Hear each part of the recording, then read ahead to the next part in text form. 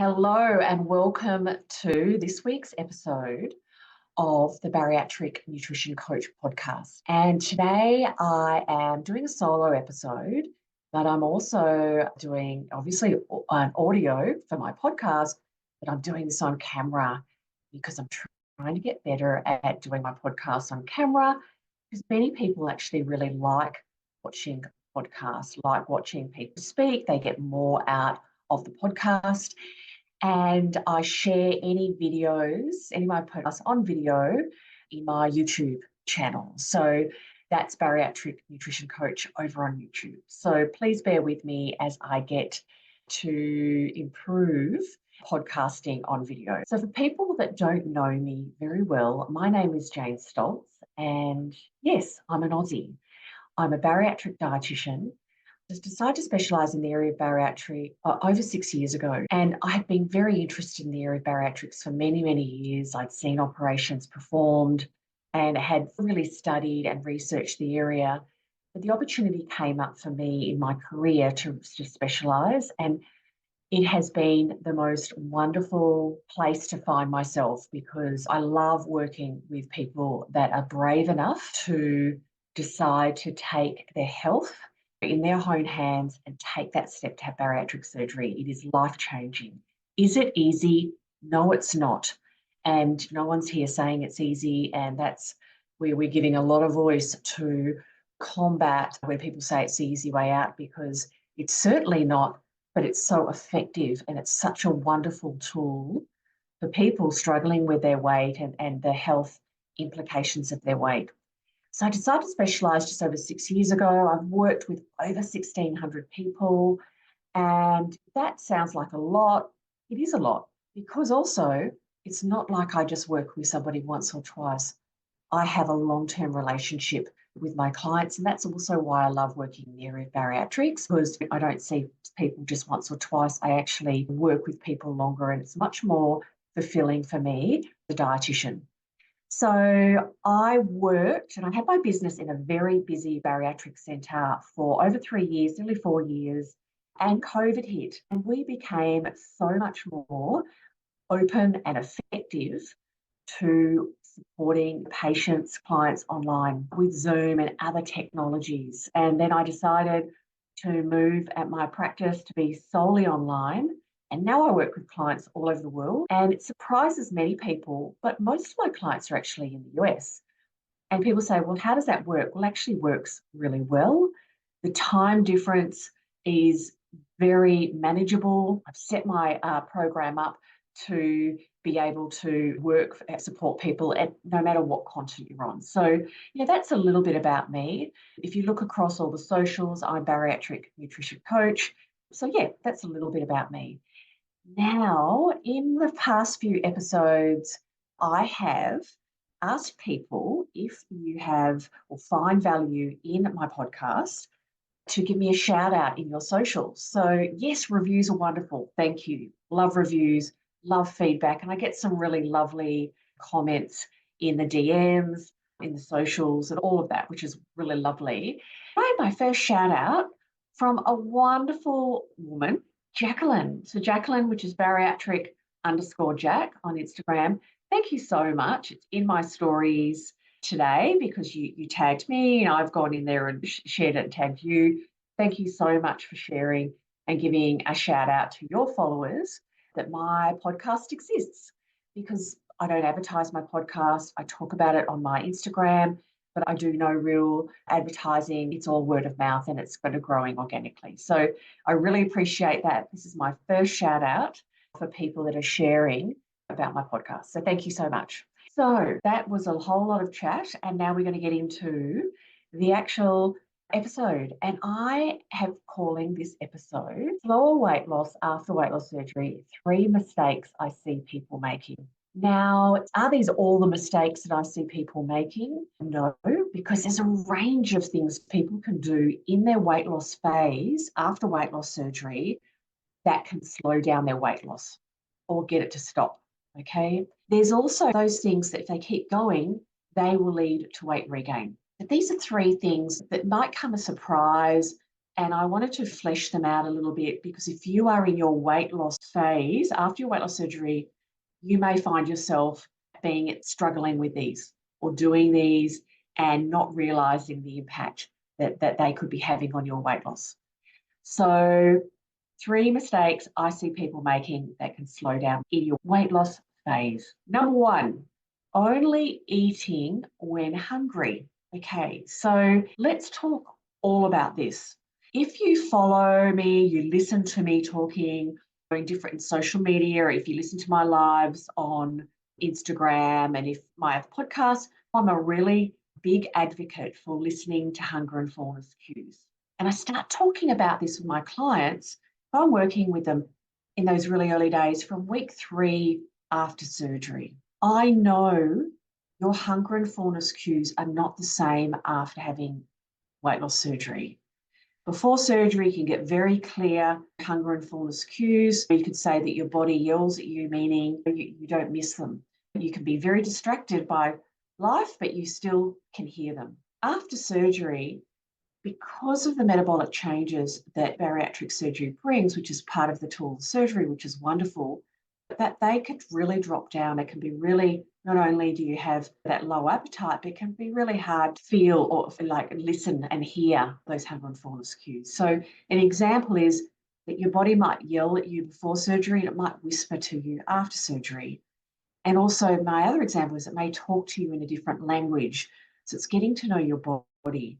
So it's not like when I'm working with a client and we start at, say, week 3, when we start generally getting a structure in place into your diet and starting more of the food into the diet and moving off some more of the liquids, we're still wanting to practice listening. It's a practice to listen. It is not about being perfect, it's a practice, like when you do yoga, meditation. Some days you're better than others, but you keep practicing it. Because in time, over your bariatric journey, you are going to have more feedback and more sensation and more hunger and fullness cues to pick up on. So I just wanted to preference this first point with that information. The challenge that comes in the early days to medium days after weight loss surgery is that real lack of appetite. It's lovely. You get a reprieve from high, lots of hunger, feeling hungry all the time, feeling like you can never meet that hunger. You get a lovely break from it. It's wonderful. On the other side of the coin is that you don't have a really strong appetite. That is why it can be really challenging for many people, and many people in those early days will say, I just am not eating, this meal or that meal, or that you're not eating regularly because I'm not, or going long spaces without eating because I'm not feeling hungry. And for a short period of time, that will be okay for them because you'll get by. But longer term, it will stop and slow down your weight loss because we need to build up after your weight loss surgery to having adequate protein and adequate calories. Still might be a deficit of calories that you need, and that helps you lose your adipose tissue, your fat tissue, but it is adequate. It's adequate for your body to say, okay, we're getting enough to survive. We can relax and lose our fat. When you eat too little, the body is going to use some of your lean, you're going to lose too much muscle because we store fat in our bodies, we store carbohydrate in our bodies, we don't store protein. You need protein every day. When you don't have adequate protein and adequate calories, you are going to start losing too much muscle. Also, you will start feeling crummy. And what I mean by that is you start feeling tired and not feeling good. So one side is, yes, you have less appetite. We don't have that driving you in that early days. It's wonderful, but we still need to, and I'll be talking about eating schedule and regular meals, we still need to have that regular intake, listening to our body, but also strategically using liquid protein. So drinking some of your protein for as long as you need to be able to comfortably reach your protein goal. And notice I say comfortably because I have noticed over the years people say, okay, well, I've got to eat this amount of protein because I want to do the best I can. And I totally get that. But they can force food down, eat past a comfort level, or eat over a very long period of time. So the meal might go over an hour, hour and a half, or eating a bit and walking around the house to try and shuffle it down. We don't want to do that because we're moving into a grazing eating pattern. There are strategies to manage this in the early days to get, meaning that the low appetite in the early days, to get protein up to a good level and energy intake up to a good level. And I call it the sweet spot, where your body goes, I'm getting enough protein. I've got a deficit of calories, but not too much of a deficit. I can relax and lose my adipose tissue, my fat tissue. We keep muscle. Okay, so that is one thing I see people doing that can slow down their weight loss, because it is counterintuitive. The dieting world has said the less you eat, the better. And it's not the case. You eat too little, your body says, we are in famine. We're going to hang on to everything.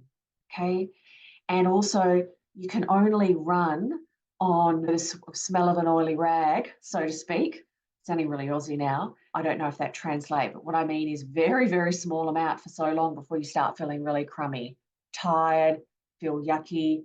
And what happens is you can spiral down. And what I mean by that is you eat less, you feel crummy, you have even less of an appetite, you eat even less, and you start feeling really, really not great. And when I'm working with clients that come to me at this point, we have all the strategies that I work through, and we kind of have more in. We have that ability to take a bit more in. We're reaching our goals and we're feeling good. Energy comes back, and that's where we want to be, as well as weight loss picks up. Okay. So that's number one. One mistake I see people making, especially in the weight loss phase in those early days. Oh, great. I'm not hungry. I'm just not going to eat, and going hours and hours without eating. Okay.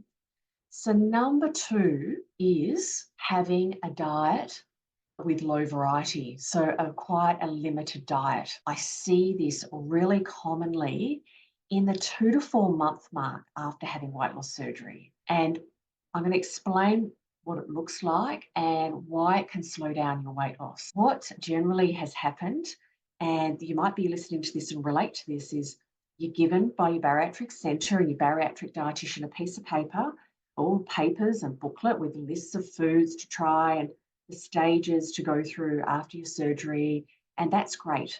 And then you're doing that, you're following that, and then often around that 2 to 4 month mark, and I use a lot of full diet and normal diet, even though you're more on soft foods, but you're on that diet, and you kind of get released. Come back, we'll see you in 3 months, we'll see you in 6 months, and people go, now what? They hit a wall. I see it kind of like, now what? How do I keep introducing more foods? How do I expand my variety? And a varied diet, not only is a varied diet a healthy diet, but a varied diet is also an enjoyable diet. So we want to keep expanding variety to ensure you don't feel deprived, restricted, and stuck at a very few foods. And when people stay or get stuck there, they are the people that I see more likely to go off track earlier, because it feels so restricted, diet is so limited, they haven't managed to get crunch back, sweetness back, some salty, all of the things that we need to have a satisfying. We need things to be satisfied. When our diet's too limited, you feel restricted, and you can only hold being in a deprived or restricted space for so long, and then you want to go off track. People then go, oh, I just need something. I need more enjoyment, because food is enjoyment. So that kind of low variety, that restriction or deprivation of tastes and textures, and also knowing how to eat out and how to include, how to manage different situations, that's really key to help you evolve after your weight loss surgery and build a happy and balanced and healthy diet and meet your protein goals. So when people are there, they're the ones that often go off track and go back into their old eating habits a little bit earlier, or they're back into those discretionary foods a bit earlier. As a general, this is just a general, and this is just my observation, okay? So that's number two. And so that can surprise people, that can slow down your weight loss. It is not the pieces of paper and the guidelines you're given from your bariatric centre aren't going to give you everything. They are geared up. Bariatric surgery centres are developed and set up and focus around bariatric surgery and by bariatric surgeons. Fair enough, it's all around surgery. The support that most centres give you is to recover and get back to an active diet and recover and all of that, and then you're released. I call it released into the world. Some will have longer term care and longer term options for you to come back, but it really depends on your centre. So what you're given by your centre is not enough. It's not going to help you with all those life challenges later on down the track. And just know that it's normal to get challenged at different points.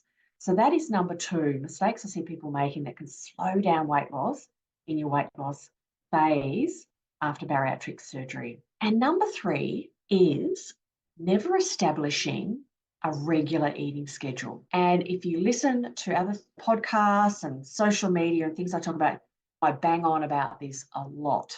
And I'm going to go through the reasons why I talk about it all the time. So if you've heard about it, you might have heard about it, but hopefully I'll bring some new stuff in, but it's so important. So many people before having bariatric surgery have an irregular eating schedule. Not all. Some people are very scheduled, their life, their personality leads them to be scheduled. But many people, it's not something comes naturally. Their work, their life can be quite irregular at times.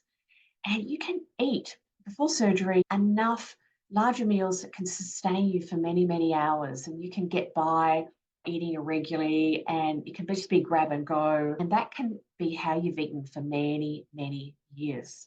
That will not serve you well after weight loss surgery. It can be a really big shift for people to move from that before surgery to regular eating. It can take time. There's a lot of personalisation that's needed of how to set it up in your life and really establish eating regularly. And it is so essential after weight loss surgery for many reasons. It's really challenging to reach your protein goals and eat enough after weight loss surgery without eating regularly. We need to chip away with all your small meals across the day to reach your protein goals. Okay, cannot eat enough at one meal to give you half your protein goals and then eat another meal and you're done. Also, if you don't eat regularly, as I mentioned right in the first point, you're going to feel crummy. But we need to kind of chip away the protein goals over the day to reach that final total. Also, when you have a regular eating schedule, it gives you some really nice, distinct chunks of time to drink. Sip, sip, sip, sip. We don't want you to be drinking before and after eating. So when your schedule is not regular and you're not really conscious of when to stop drinking, then it's like, oh, okay, I've been drinking, but I've only got a few minutes to eat and I can't eat or I should be eating because I've been drinking. And it gets all very tangled up. We really love it. It's great to have a regular eating schedule where you have these really nice, distinct times. I've got an hour and a half. Okay, let me get through this amount of my glass or bottle or whatever it is to sip, sip, sip and work towards my fluid goals. You feel better at the end of the day when you've had enough to drink. Okay, regular eating as well.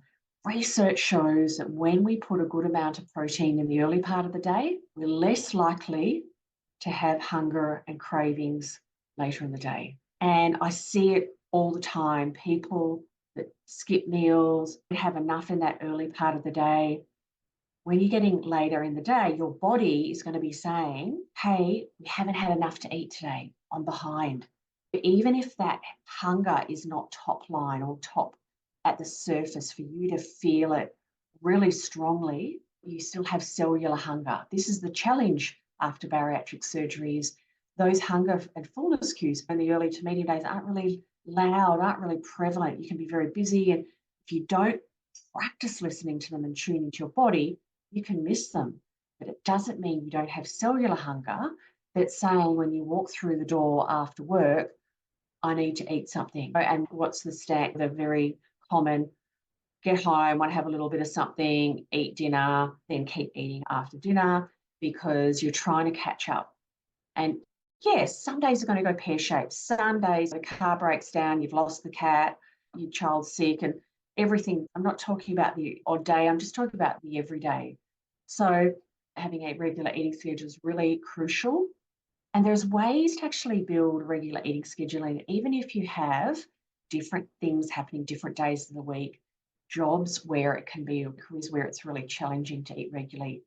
I work with people that have had all different types of jobs, roles, We come up with strategies to help feed your body regularly. And I also encourage my clients to look at it as self-care. It is self-care to feed yourself regularly. It is not a diet. We are looking at a self-care. But what it does also, when you feed yourself regularly, your body goes up, and this relates to the other things I've been chatting about. I'm getting fed regularly, food's coming in regularly. It does help also regulate your appetite, but I'm getting enough, I can relax and lose my adipose tissue. So that's another really key one. So I'm just going to recap. These are 3 mistakes. These are not the only mistakes, but they are 3 mistakes I see people making in their weight loss phase after weight loss surgery that can slow down weight loss or cause it to stop. 1, only eating when you're hungry. Okay. Number 2, having a diet that's low variety. So really not being confident how to progress and get variety and being satisfied with your new bariatric diet. And number 3 is I'm never establishing a regular eating schedule, kind of skimming through that part, and it is not going to set you up for success. So I hope you found this useful. Maybe if you're in that weight loss phase journey, you're listening to this and reflecting if any of this resonates with you. And that's what I want. That's what I love.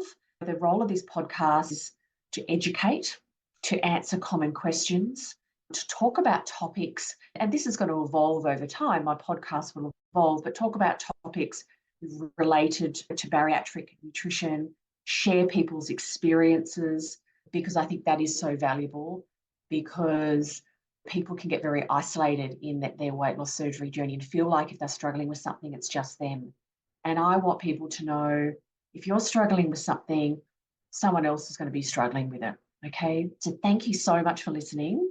Thank you so much for your support with my podcast. I really appreciate it. I've got through this recording, I think, quite well. I haven't needed to stop or do anything, which is really wonderful. And as I was talking about right at the beginning of the podcast, I would love, if you find value and if you enjoy my content and you think other people would as well, I would love you to share my podcast in your socials. I mean, you can share it personally with people. If you share it in your socials, please tag me and I will give you a shout out here, like I did the lovely Jacqueline. And I would really appreciate it because there's only really a few ways of finding my podcast. So thank you so much. Really appreciate your support and I look forward to being back in your ears next week. Bye for now.